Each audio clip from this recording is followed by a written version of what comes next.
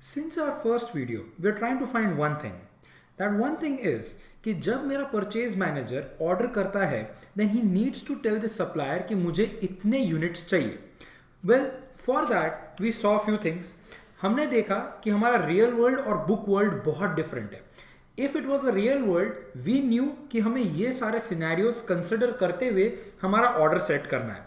But we were studying कि हमारा book world में बहुत सारे रिजिड पैरामीटर्स हैं एंड बहुत सारे अजम्पशंस हैं. And while going through one of those assumptions, we got really confused. कौन सा assumption? That cost per unit of raw material is constant. That means कि अगर मुझे पूरे साल में 5000 रॉ मटेरियल की क्वांटिटी चाहिए तो हाउ डज इट मैटर कि मैं मेरे सप्लायर को बोलूं कि 100 करके भेजना, कि मैं मेरे सप्लायर को बोलूं कि तू हर बार भेजे तो 500 करके भेजना, कि मैं अपने सप्लायर को बोलूं कि तू हर बार भेजे तो 1000 भेजना. Because it doesn't really matter.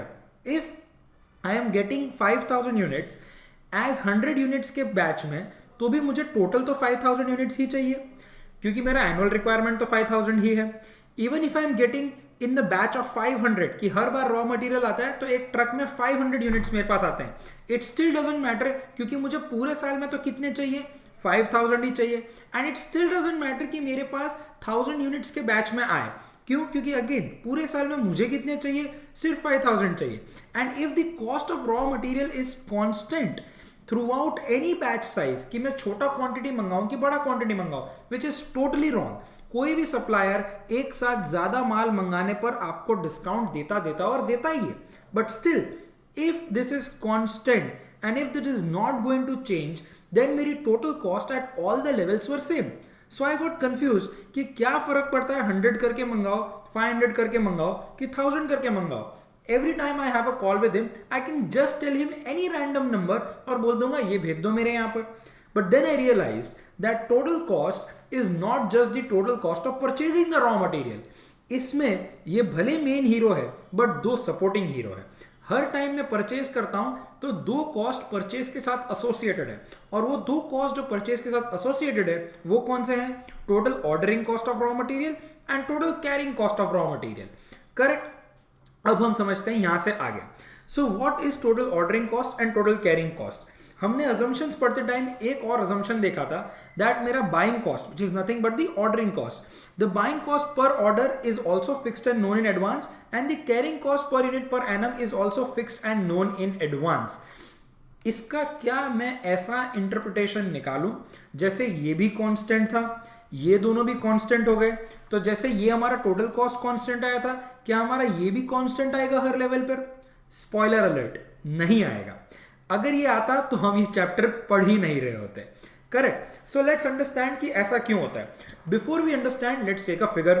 हमारा buying cost per order is known and fixed in advance to us and also the carrying cost per unit is also known and fixed in advance to us. तो हम ले लेते हैं क्योंकि हमारा कोई question नहीं है, हम खुद अज्यूम कर लेते हैं. तो let's assume that the buying cost, जो हमारा बाइंग कॉस्ट है वो हमारा बाइंग कॉस्ट कितना है? तो buying cost comes to 16 rupees per order. Right. क्यों? क्योंकि हमें बाइंग कॉस्ट क्या दिया होता है? 16 रुपीज पर ऑर्डर. उसकी जो हमारा जो फॉर्मेट होता है that is per order basis पे दे रखा होता है. And let's also take the carrying cost. So carrying cost let's assume it to be 4 rupees per unit per annum. से ये मुझे कुछ भी अज्यूम करना है एंड मैं अपने मन से कोई भी वैल्यू अज्यूम कर रहा हूं. But in any sum and in the book language in every sum you know these things that these will be given to you as these are fixed and known in advance. So आप कोई भी assumption ले लीजिए, आपके लिए वो सही होगा. अभी हम सम सेट कर रहे हैं इसलिए हम कोई भी assumption ले रहे हैं. रियल लाइफ में जब बुक में हम सम पढ़ेंगे तो हमको ये सारे फिगर्स इजीली अवेलेबल होएगा. हमें कौन से फिगर अवेलेबल होंगे? ये सारे fixed and known in advance वाले फिगर अवेलेबल होएगा. दैट मीन्स मुझे पता होगा मेरा एनुअल रिक्वायरमेंट क्या है. जो हमारा एनुअल रिक्वायरमेंट क्या है? 5000. एक चीज जो मैं आपके साथ यहां बहुत फ्रैंक होकर आपको बोलने वाला हूं, देखिए याद रखिएगा annual requirement of raw material पता है. करेक्ट. मुझे क्या चाहिए? Annual requirement of raw material मुझे पता होना चाहिए. अगर मेरा फिनिश गुड 2500 है और मुझे 2 रॉ मटेरियल लगता है एक फिनिश गुड बनाने के लिए, तो मेरे लिए काम का फिगर 2500 नहीं, मेरे लिए काम का फिगर क्या है, 5000 मेरे लिए काम का फिगर है। करेक्ट। सो आई नो मेरा annual requirement of raw material is 5000 units. मेरे को हर सम में पता ही होगा my buying cost per order वो मेरा कितना है यहाँ पर 16 रुपीज। एंड मुझे हर सम में पता होगा मेरा carrying cost per unit per annum, and वो मेरा क्या है यहाँ पर 4 rupees. Now let's think, if मैं 100 करके मंगाता हूं, इफ मैं 100 करके मंगाता हूं, एक और अजम्पशन जो मैं आपको बताता हूं जो बुक मानती है, इसकी हम हर बार जब सप्लायर से बात करेंगे ना, तो हम एक सेम क्वांटिटी मंगाने वाले हैं। मतलब अगर साल के स्टार्टिंग में मैंने 100 बोल दिया, मतलब अब पूरे साल में क्या मंगाने वाला हूं, 100 100 100 100 100 के बैच साइजेस में ही मंगाने वाला हूं। मैं ऐसा नहीं करूंगा in the book, as per the book, कि एक बार मैंने 100 मंगाया, दूसरी बार सिचुएशंस फेवरेबल थी तो मैंने 1000 मंगाया। क्यों सिचुएशंस फेवरेबल नहीं थी? क्योंकि यहां पर जितने अजम्पशंस है उससे कोई फेवरेबल सिचुएशन वाली बात ही नहीं निकलती। सो हर बार मैं क्या मंगाऊंगा, मैं सेम साइज ऑर्डर करूंगा। ओके। सो सपोज अगर मैं 100 करके मंगाता हूं, सपोज अगर मैं 100 यूनिट्स करके मंगाता हूं, तो मुझे कितने ऑर्डर लग जाएंगे करने के लिए? मुझे साल भर में कितने चाहिए? 5000 यूनिट्स चाहिए। अगर मैं 100 करके मंगा रहा हूं तो साल भर में मेरे यहां से सप्लायर को कॉल कितना जाएगा? I will make 50 phone calls to the supplier. Why am I making 50 phone calls to the supplier? Because every time I call him and said 100 भेज, 100 खत्म होंगे 100 भेज, 100 खत्म होंगे 100 भेज। हर बार मैं फोन करके उसको क्या बोलने वाला हूं, 100 भेज। तो मुझे उसे कितने फोन करने पड़ेंगे? But obvious I will have to call him 50 times, and each time I call him and ask for an order, there is an ordering cost. See, very importantly, कहाँ हम थोड़े से कंफ्यूज हो गए कि हमारा ये जो बाइंग कॉस्ट और कैरिंग कॉस्ट है ना, ये भी अगर fixed and known in advance है और ये भी अगर कांस्टेंट है तो सब सेम आना चाहिए। यहां हम सोच रहे थे, पर ये सोच में हम कहाँ मात खा गए मैं आपको बताता हूं। जो कॉस्ट है रॉ मटेरियल का, ये पर यूनिट आपको दिया है। सो इट डजेंट मैटर कि आप छोटी क्वांटिटीज करके मंगाओ कि बड़ी क्वांटिटी, क्योंकि साल की जो मेरी रिक्वायरमेंट है वो तो नक्की ही है ना। करेक्ट। पर यही हम बाइंग कॉस्ट भी हमको पर यूनिट नहीं दिया है। बाइंग कॉस्ट भी अगर हमें पर यूनिट दिया होता तो हमें पता ही था पूरे साल में हमें 5000 यूनिट खरीदने हैं, तो बाइंग कॉस्ट भी हम मल्टीप्लाई कर देते। तो it would not have mattered कि हम 100 करके मंगा रहे हैं कि 500 करके मंगा रहे हैं कि 1000 करके मंगा रहे हैं। तो यहां इन्होंने बहुत स्मार्टली क्या दिया है, बाइंग कॉस्ट पर ऑर्डर दिया है, पर यूनिट नहीं दिया है। और वैसे ही कैरिंग कॉस्ट के अंदर देखते हैं, बाइंग कैरिंग कॉस्ट में मैं खुश हो रहा था। क्यों खुश हो रहा था? क्योंकि पर यूनिट जैसा कुछ दिखा। पर उसके बाद एक और प्रॉब्लम आ गई, पर यूनिट पर एनम दे दिया है। अब ये पर एनम क्या है और इससे कितनी बवाल मचने वाली है ये मैं आपको थोड़ी देर बाद में बताऊंगा। बट अगेन समझने वाली बात थी वो ये थी कि जो रॉ मटेरियल था ना उसका पर यूनिट कॉस्टिंग दिया हुआ था। So it would not have mattered कि मैं छोटे ऑर्डर साइज करूं कि मैं बड़े ऑर्डर साइज करूं, क्योंकि साल भर की मेरी रिक्वायरमेंट तो सेम ही है। बट सिमिलरली उन्होंने मुझे क्या दिया है, दैट मेरा ऑर्डरिंग कॉस्ट या जो बाइंग कॉस्ट लगेगा ये क्या लगेगा, पर ऑर्डर लगेगा। That means it really matters कि मैं छोटा छोटा करके मंगाऊं कि बड़ा करके मंगाऊं। क्योंकि अगर मैं छोटा छोटा करके मंगाऊंगा तो मुझे साल में कितना लग जाने वाला है, मुझे साल के अंदर 50 ऑर्डर्स लग जाने वाले हैं। और अगर साल में 50 ऑर्डर्स लगते हैं, हर ऑर्डर का मेरा 16 रुपए होता है, तो टोटल ऑर्डरिंग कॉस्ट मेरा क्या हो गया, 50 multiplied by 16 which is nothing but 800। आया समझ में? 50 multiplied by 16 which is nothing but 800। Similarly अगर मैं 500 करके मंगाऊं, सिमिलरली अगर मैं 500 यूनिट्स का बैच साइज में सप्लायर को बोलूं कि 500 भेज, फिर मेरा 500 खत्म होगा, फिर मैं कॉल करूंगा बोलूंगा 500 भेज, फिर मेरा कॉल खत्म हुआ, फिर मैं बोलूंगा 500 भेज, तो मुझे कितने कॉल लगेंगे? पूरे साल में मुझे 5000 चाहिए, एक बार में 500 आता है, तो पूरे साल में मैं सिर्फ 10 ही कॉल करूंगा मेरे सप्लायर को और बोलूंगा 500 भेज 500 भेज 500 भेज 500 भेज। अगर मैं सिर्फ 10 कॉल करने वाला हूं और हर कॉल करने का मुझे कितना लग रहा है, 16 रुपए लग रहा है, तो मेरा टोटल ऑर्डरिंग कॉस्ट इस लेवल पर क्या हो गया, मेरा टोटल ऑर्डरिंग कॉस्ट इस लेवल पर 160 हो गया। करेक्ट। सिमिलरली अगर मैं एक साथ 1000 मंगा दूं तो मुझे पूरे साल में कितने कॉल करने पड़ेंगे? पूरे साल में 5000 चाहिए।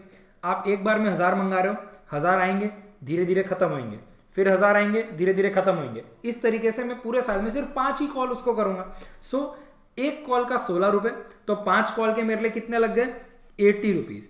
Now can you see the difference? Yes you can see the difference.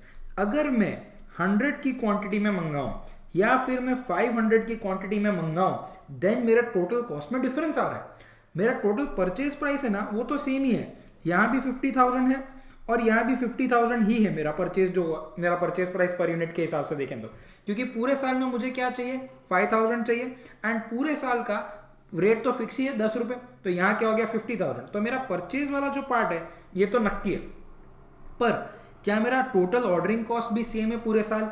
नहीं। अगर मैं छोटी क्वांटिटी मंगाता हूं, अगर मैं 100 करके मंगाता हूं छोटी क्वांटिटी, तो क्या हो रहा है, मेरे को ज्यादा बार ऑर्डर करना पड़ेगा और हर बार ऑर्डर करने का कितना रुपए लग जा रहे हैं, 16 रुपए लग रहे हैं। सो अगर मैं छोटी क्वांटिटी ऑर्डर करता हूं तो मुझे कितना रुपए लग जाता है, 800 रुपए लग जाता है, करेक्ट। अगर मैं थोड़ी बड़ी मतलब 500 की क्वांटिटी ऑर्डर करता हूं तो मुझे कितने रुपए लग जाते हैं, 160 रुपीज लग जाते हैं। नाउ आई कैन सी मेरा टोटल कॉस्ट का है ना डिफरेंस आ रहा है दोनों के अंदर, पर अभी भी हमने क्या ऐड करा है, ऑर्डरिंग कॉस्ट ऐड करा है। अभी हमें एक और ऐड कॉस्ट करना चाहिए, एक और कॉस्ट ऐड करना चाहिए, सॉरी, एक और जो हमारा कॉस्ट हमें ऐड करना चाहिए वो क्या है, total carrying cost of raw material. अब ऑर्डरिंग कॉस्ट तो मुझे समझ में आ गया, ऑर्डरिंग कॉस्ट मुझे बहुत अच्छे समझ में आ गया। अब हम समझते हैं कैरिंग कॉस्ट। देखो कैरिंग कॉस्ट क्या था, जो प्रोडक्ट मैं लेकर आया या जो क्वांटिटी मैंने ऑर्डर करी उसी को मुझे संभालना है। अब आप समझ सकते हो कि अगर आप 100 ऑर्डर करोगे, कि एक बार मैं सिर्फ 100 यूनिट्स ऑर्डर करता हूं, तो आपको गोडाउन कैसा चाहिए, छोटा चाहिए। गोडाउन पे प्रिकॉशन कैसे चाहिए, छोटे चाहिए। क्यों? क्योंकि 100 ही तो यूनिट है। अगर एक साथ 500 यूनिट्स ऑर्डर करता हूं तो गोडाउन कैसा चाहिए, बड़ा चाहिए। आया समझ में? जितना छोटा साइज ऑर्डर करोगे कैरिंग कॉस्ट क्या होगा, उतना कम आएगा। अब मैं आपको एक और चीज बताना चाहता हूं, that this carrying cost is पर unit per annum. This carrying cost is पर यूनिट पर एनम। तो जब हम टोटल कैरिंग कॉस्ट निकालते हैं ना, तब हमें एक बहुत इंपॉर्टेंट चीज को ध्यान रखना पड़ेगा, और वो बहुत इंपॉर्टेंट चीज ये है कि समझो मैंने 100 यूनिट मंगाए। मैंने कितने यूनिट मंगाए, मैंने 100 यूनिट मंगाए। अगर मैं 100 यूनिट मंगाता हूं डे 1 को, तो मेरे 100 यूनिट खत्म हो जाएंगे कि नहीं खत्म हो जाएंगे? हाँ, खत्म हो जाएंगे। सपोज मैंने ये 100 यूनिट मंगाई, ये डे 1 है मेरा, 100 यूनिट मैंने मंगाए, बराबर। 100 यूनिट को मैं यूज करते जाता हूं, तो मेरे 100 यूनिट क्या हो गए, यूज होते गए, यूज होते गए, यूज होते गए। एक दिन क्या हो जाएगा, ये 0 हो जाएंगे। फिर उस दिन मैं क्या रियलाइज करूंगा, यार मेरा स्टॉक खत्म हो गया। मैं सामने वाले को कॉल करूंगा, कॉल करके मैं वापस उससे क्या मंगाऊंगा, 100 यूनिट मंगाऊंगा। तो फिर मेरे स्टॉक में क्या हो गया, 100 यूनिट आ गया। फिर क्या हुआ, धीरे धीरे धीरे धीरे ये 100 यूनिट फिर खत्म हो गए, करेक्ट। फिर मैं क्या करूंगा, मैं 100 यूनिट मंगाऊंगा। फिर क्या होएंगे, ये 100 यूनिट को हम यूज करेंगे, तो धीरे धीरे धीरे धीरे धीरे हमारे ये 100 यूनिट खत्म हो जाएंगे। So can you see there is a pattern. कैसा पैटर्न है कि भाई 100 यूनिट मंगाए, 100 यूनिट मेरे पास आ गए, 100 यूनिट के मैंने यूज भी कर लिया। फिर क्या हुआ, फिर मेरे पास क्या आया, फिर मेरे पास 100 यूनिट आए, और फिर मैं क्या करूंगा, इस 100 यूनिट को यूज कर लूंगा। फिर मेरे पास 100 यूनिट आए, फिर मैं क्या करूंगा, इस 100 यूनिट को यूज कर लूंगा। तो यू कैन सी माई साल का पैटर्न किस तरीके से जा रहा है। अगर मैं 100 यूनिट ही मंगा रहा हूं तो मुझे गोडाउन कैसा चाहिए, 100 यूनिट वाला ही चाहिए। सपोज अगर मैं सपोज आपको ऐसा बताता हूं कि हम इस बार 100 यूनिट नहीं, हम इस बार 5000 यूनिट मंगाने वाले हैं एक साथ, बराबर। अगर हम 5000 यूनिट एक साथ मंगाएंगे तो क्या होएगा, आप समझ सकते हैं, ये ईयर स्टार्टिंग है और ये ईयर एंड है। मैं पूरे साल में कितनी बार ऑर्डर करने वाला हूं, सिर्फ 5 बार। 1 बार, 2 बार, 3 बार, 4 बार और 5 बार। क्या होगा, डे 1 को मेरे पास 5000 यूनिट आ गए, फिर धीरे धीरे धीरे धीरे धीरे धीरे ये यूनिट खत्म हुए। फिर जिस दिन खत्म हुए उस दिन मैंने फिर से ऑर्डर कर दिया, तो मेरे पास क्या हो गया, 5000 यूनिट आ गए। धीरे धीरे धीरे धीरे ये अगेन मेरे लिए खत्म हो गए। फिर इस दिन क्या होएगा, फिर अगेन मेरे पास ये 5000 यूनिट आ जाएंगे, धीरे से फिर मैं खत्म कर दूंगा। फिर ये 5000 यूनिट आ गए, फिर मैंने खत्म कर दिया। फिर ये 5000 यूनिट्स मेरे पास आ गए, फिर मैंने खत्म कर दिया। सो पूरे साल में जो मेरे रॉ मटेरियल को रखने की मेरे को जो जगह चाहिए, वो मुझे कितने की चाहिए, 1000 यूनिट्स की जगह चाहिए। यहाँ मुझे यहाँ मुझे कितने यूनिट की चाहिए, यहाँ मुझे सिर्फ 100 यूनिट की जगह चाहिए। ये तो मुझे समझ में आ गया कि बड़ी क्वांटिटी तो बड़ा गोडाउन, छोटी क्वांटिटी तो छोटा गोडाउन। पर एक प्रॉब्लम जो मुझे बहुत बड़ा है ना, वो मैं आपको बताना चाहता हूं, वो ये है कि यहां देखो क्या है, कैरिंग कॉस्ट पर यूनिट देते ना तो मैं बहुत खुश होता, पर इन्होंने क्या दिया, carrying cost per unit per annum. और मैं आपको एक बात बताना चाहता हूं यार, मैंने यूनिट खरीदा, यहां पर आज खरीदा ना, उसको यूज कर लिया, तो वो मेरे साथ पूरा साल तो रहा ही नहीं। समझ सकते हो ना, 100 यूनिट करके मंगा रहा हूँ तो पूरा साल तो रहा ही नहीं, क्योंकि साल में कितनी बार आएगा, ये 50 बार आप देखोगे, बराबर। मैं एक्चुअली आपको ये भी कंप्यूट करके दे सकता हूँ कि ये यूनिट्स कितने दिन चला। हम ऐसा कर सकते हैं कि नहीं, कि साल में कितने दिन होते हैं, एक बार राउंड फिगर मान लेते हैं कि हमारे पास साल में कितने दिन होते हैं, 360 डेज होते हैं, और मैं साल में 50 बार ऑर्डर करने वाला हूँ। मतलब हर बार जब मैं ऑर्डर करूंगा तो मैं कितने दिन में ऑर्डर कर दूंगा, 7.2 डेज में ऑर्डर कर दूंगा। मतलब ये जो मेरा माल है ये कितने दिन चला, 7.2 डेज ही तो चला। फिर से आया, फिर कितने दिन चला, 7.2 डेज चला। फिर से आया, फिर कितने दिन चला, 7.2 डेज चला। ऐसा कोई मेरे पास रॉ मटेरियल है ही नहीं जो 100 मेरे पास पूरे 360 डेज चल रहा है। हर बार मेरे पास क्या चल रहा है, 7.2 डेज के लिए। तो ये पर एनम क्यों दिया है, और क्योंकि ये पर एनम दिया है तो मैं कैलकुलेशन भी नहीं कर पाऊंगा, क्योंकि ये इनमें से कोई भी स्टॉक मेरे साथ पर एनम तो रह ही नहीं रहा है, करेक्ट। इसीलिए हमें एवरेज स्टॉक का यूज करना पड़ेगा, और इसीलिए कैरिंग कॉस्ट जब हम निकालेंगे तो हमें क्या करना पड़ेगा, एवरेज स्टॉक को यूज करना पड़ेगा। कैरिंग कॉस्ट को जब हमको निकालना है तो उसके लिए हमारे को क्या करना है, जो भी क्वांटिटी आप ऑर्डर कर रहे हो, जो भी क्वांटिटी आप ऑर्डर कर रहे हो, पहले आप उसको एवरेज कर दो। मतलब अगर आप 100 क्वांटिटी ऑर्डर कर रहे हो ना, तो 100 मत सोचो, क्यों, क्योंकि एवरेज में आपके पास पूरे साल के लिए कितनी क्वांटिटी रहने वाली है, 50 रहेगी। अगर आप 1000 क्वांटिटी एक साथ ऑर्डर करने वाले हो ना, तो आप 1000 मत सोचो, आप सोचो आपके पास एवरेज क्वांटिटी पूरे साल में कितनी रहने वाली है, 500 रहने वाली है। क्यों 500, कभी 1000 कभी 0, कभी 1000 कभी 0, कभी 1000 कभी 0, एवरेज क्या हो गया, maximum 1000 minimum 0, average is maximum plus minimum divide by 2। Similarly कभी 100 कभी 0, कभी 100 कभी 0, कभी 100 कभी 0, क्या हो गया मेरे पास, maximum level is 100, minimum level is 0, average क्या हो गया मेरा 50। सो कैरिंग कॉस्ट की जो मेरी फॉर्मूला होती है वो ये होती है कि जो भी क्वांटिटी मैं ऑर्डर कर रहा हूं पहले तो उसका एवरेज कर दो, एंड देन उसको हमारे ये दिया हुआ जो है ना carrying cost per unit per annum, अब ये पर एनम का इफेक्ट इस पे से निकल गया। क्यों, क्योंकि हमने एवरेज कर लिया। अगर हम ये पर एनम नहीं दिया हुआ होता ना तो हमें एवरेज करने की बारी नहीं आती।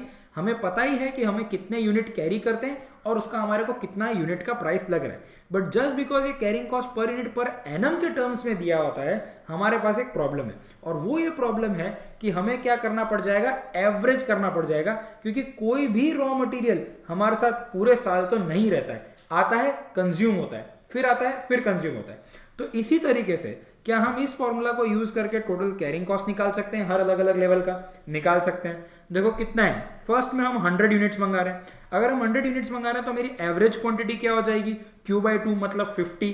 तो हमारे लिए क्या हो गया, 50 इंटू 4 क्यों, क्योंकि 4 मेरा कैरिंग कॉस्ट है, दैट इज इक्वल्स टू 200। दूसरा हमारे पास क्या है, 250 बराबर 500। देखो हम 500 करके मंगाएंगे तो एवरेज हमारे पास क्या हो जाएगा, 500 डिवाइड बाई 2 मतलब 250, एंड 250 को किससे मल्टीप्लाई कर देंगे हम, 4 से। तो यहां मेरा कैरिंग कॉस्ट क्या हो गया, 1000 हो गया। एंड थर्ड लेवल पर हम देखते हैं कि हमारा कितना था, हम एक साथ 1000 मंगा देते हैं। एक साथ 1000 मंगाओगे तो एवरेजली मेरे पास कितना रहेगा, मेरे पास एवरेजली 500 रहेगा। तो 500 इंटू 4 कितना हो गया मेरे पास, 4000। अब ये तो मजा आ गई, बराबर। ये आपने कुछ देखा तो आपको लगा होगा ये तो कुछ अलग हो गया। क्या अलग हो गया, आपने देखा जैसे जैसे ऑर्डर का साइज बढ़ते गया वैसे वैसे कैरिंग कॉस्ट बढ़ते गया, बराबर। देखो कैरिंग कॉस्ट बढ़ते गया जैसे जैसे ऑर्डर का साइज बढ़ते गया। 100 पे कम कैरिंग कॉस्ट था, 500 पे थोड़ा ज्यादा हो गया, और 1000 पे और ज्यादा हो गया। पर जैसे जैसे ऑर्डर साइज बढ़ते गया ऑर्डरिंग कॉस्ट घटते गया। सो आप समझ सकते हैं इनके बीच में क्या रिलेशन हो गया, इनके बीच में जो रिलेशन है उसे हम बोलेंगे इनवर्स रिलेशन। इनके बीच में जो रिलेशन है हम उसे क्या बोलेंगे, इनवर्स रिलेशन। तो हमने एक बहुत इंपॉर्टेंट चीज सीखी, वो ये कि total ordering cost per order नहीं, क्या टोटल ऑर्डरिंग कॉस्ट और total carrying cost per unit per annum नहीं। मतलब मैं 16 और 4 रुपए की बात नहीं कर रहा हूं, मैं किसकी बात कर रहा हूं, टोटल्स की बात कर रहा हूं। टोटल ऑर्डरिंग कॉस्ट और टोटल कैरिंग कॉस्ट के अंदर कैसा रिलेशन है, इन दोनों के अंदर इनवर्स रिलेशन है। अगर एक भाई ज्यादा आएगा तो दूसरा भाई कम आएगा, अगर एक भाई ज्यादा आएगा तो दूसरा भाई क्या आएगा, कम हो जाएगा। हमारे लिए आया हमारे को समझ में। सो इस इनवर्स रिलेशनशिप के प्रॉब्लम हमारे, ये इनवर्स रिलेशनशिप की वजह से हमें बहुत ज्यादा प्रॉब्लम है। क्यों बहुत ज्यादा प्रॉब्लम है, यहां से हमारा क्वेश्चन निकल कर आएगा कि हमें क्या क्वांटिटी मंगानी है। देखिए हम कर रहे थे ना कि अगर हमें 100 की क्वांटिटी मंगानी है कि हमें 500 की क्वांटिटी मंगानी है, क्योंकि परचेज प्राइस सेम है तो हमारा टोटल साल में कितना एनुअल रॉ मटेरियल का कॉस्ट कितना लगेगा, 50,000। तो ये तो हमारे लिए क्या हो गया, सेम ही हो गया, कोई बात ही नहीं हुई। फिर हमने देखा अगर 100 करके मैं मंगाता हूं तो टोटल मेरा ऑर्डरिंग कॉस्ट कितना हो जाता है, टोटल मेरा ऑर्डरिंग कॉस्ट 800 हो जाता है। अगर मैं 500 करके मंगाता हूं तो मेरा टोटल ऑर्डरिंग कॉस्ट कितना हो जाता है, 160 हो जाता है। पर एक और प्रॉब्लम आ गई, अगर मैं 100 करके मंगाता हूं तो मेरा टोटल कैरिंग कॉस्ट भी कितना निकल कर आ गया, मेरा टोटल कैरिंग कॉस्ट 200 निकल कर आ गया। एंड अगर मैं 500 करके मंगाता हूं तो मेरा टोटल कैरिंग कॉस्ट कितना निकल कर आ गया, 1000 निकल कर आ गया। तो अब समझ में आया, इवन दो मेरे assumptions के हिसाब से the cost per unit of raw material was constant, the ordering cost per order was known and fixed in advance, the carrying cost per unit per annum was known and fixed in advance, I still have a very big thing to discuss, I still have something, मतलब मैं जब भी मेरा call आता है तो मैं उसको ऐसे ही कोई भी क्वांटिटी नहीं बोलूँ, I have to analyze and sell a quantity. Why I have to analyze and sell a quantity? Because every quantity के कॉन्सिक्वेंसेज हैं। देखो यहाँ मेरा कॉस्ट कितना आ रहा है, 50,000 प्लस 1,000, तो यहाँ मेरा क्या कॉस्ट आ रहा है, 51,000 मेरा कॉस्ट है। और 500 की क्वांटिटी पे मेरा क्या कॉस्ट आ रहा है, 51,160। So it is advantages for me to order 100 के लॉट्स में रादर 500 के लॉट्स में।